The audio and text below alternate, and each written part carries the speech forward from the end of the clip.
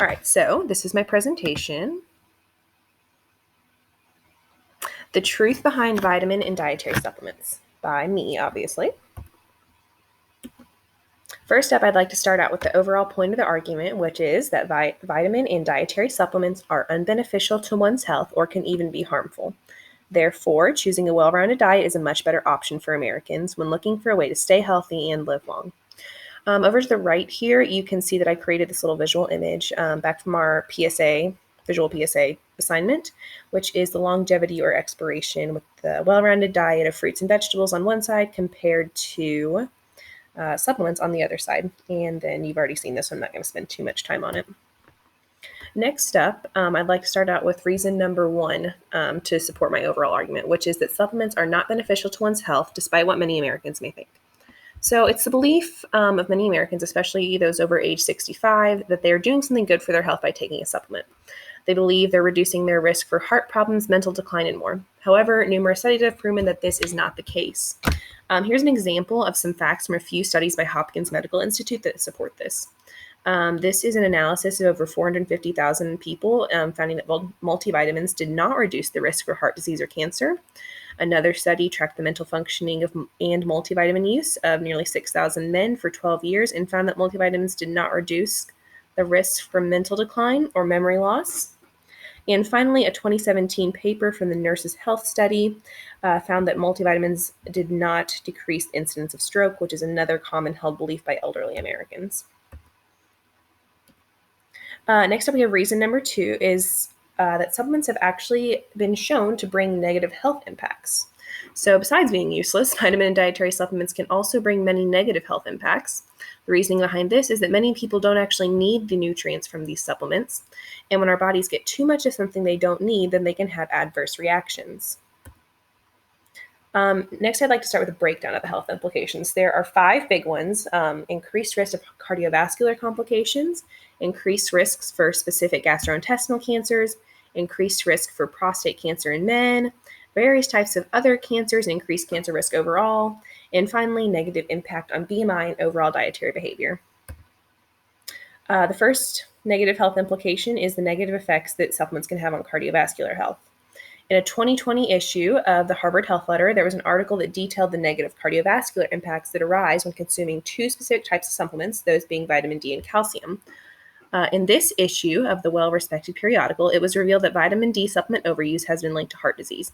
Not only that, but also that calcium overuse and buildup can lead to an increased risk of artery blockages and therefore heart attacks. Another negative health implication is the increased risk of gastrointestinal cancers. And this is probably the one I found the most evidence to back up. So this is all from one paper in a 2014 study by Dr. Sanjay Dossi and many of his colleagues, which revealed the associated risk of upper and gastrointestinal cancers with supplement use. Study detailed findings of a holistic analysis of nearly 500,000 American supplement users. The study found that a strong correlation for 3 different types of cancers with certain supplement usage. For example, the use of an iron supplement showed significant correlation with gastric non-cardioendosarcoma cases, which is a cancer that affects the non-proximal regions of the stomach, so towards this area. And then the use of calcium supplements showed an increased risk of esophageal endosarcoma and gastric cardioendosarcoma, which obviously esophageal affects the esophagus, and then cardioendosarcomas affect the central regions of the stomach or the proximal regions. Next up, there is the risk of prostate cancer in men. This has actually probably the one that has the most significant research behind it. There's been a lot of extensive studies conducted that have found evidence that vitamin E supplement use greatly increases the risk of developing prostate cancer in male users. There's been a lot more recent studies on the matter, but the study that kind of started it all was a 2011 study by the National Health Institute's Cancer Institution, which publicized their results of a 10-year-long study on 35,000 men. The results of this study showed a 17% increased risk of developing prostate cancer amongst men who took vitamin E supplements compared to those given a placebo. So it's quite an increased risk, actually, and that's one of the big things as far as supplement use goes. That is quite a negative health implication. Next up, we have the breakdown of other types of cancers. There was a study by the CDC's National Health and Nutrition Examination Survey, in which data was analyzed from nearly 28,000 participants all over the age of 20. In a 6-year follow-up of this study, it was found that 805 participants had died from cancer. The study revealed a significant correlation between calcium supplement use and cancer development. Diving in even deeper, the study found that getting this excess calcium from food alone did not share these same risks. So that kind of brings up an interesting point of what exactly is the problem here. Originally, it was thought that it was just too much of a substance in one's body was causing these negative health implications, but this study suggests that it might be something more. And number 5 is the breakdown of the negative effects on dietary behavior and BMI. So not only do supplements put one an increased risk for certain health complications, but there's also evidence to support that supplement use has a negative impact on BMI and overall dietary behavior. A study performed at the California Polytechnic State University found a correlation between an increased BMI of more than 5 kilograms body weight in meters of this supplement consumers versus non-supplement consumers. This isn't a super, scary statistic, but what's a little bit worse is the impact on one's overall dietary behavior. The study also found that supplement consumers had diets lower in fruits and vegetables and higher in fatty acids and oils, which are ultimately hazardous to one's health. The biggest point of this paper and of this presentation was that a well-rounded diet is just a much better choice. So research has shown this time and time again, and doctors have preached it time and time again. There's no alternative to a healthy diet. Getting a well-rounded diet is a much better source for Americans to get all the nutrients they need and stay as healthy as possible. Getting nutrition artificially from a pill will just never bring the same benefits as getting the substances we need from food. Americans seem to look at supplements as a sort of cure-all due to the advertisement, but as research has shown, this is simply not the case. The same way you can't outrun a bad diet, you can't out-supplement one either. So this is a little bit more on a well-rounded diet. I decided I wanted to dive a little bit deeper into that and take a more comprehensive look at it. So what exactly are the comparative differences in a well-rounded diet versus supplement consumption? And what makes a well-rounded diet and consuming whole foods such better options? And I found one place, the Mayo Clinic, that breaks it down really well. So here's the top 3 reasons they gave for choosing a well-rounded diet. For one, whole foods are complex, containing a variety of micronutrients that your body needs, when compared to just getting certain nutrients from supplements. So that's going to give you a more well-rounded nutrient consumption, which is going to be better for overall health. Another thing is that whole foods provide dietary fiber, and as a part of a healthy diet, fiber helps prevent certain diseases such as type 2 diabetes and heart disease.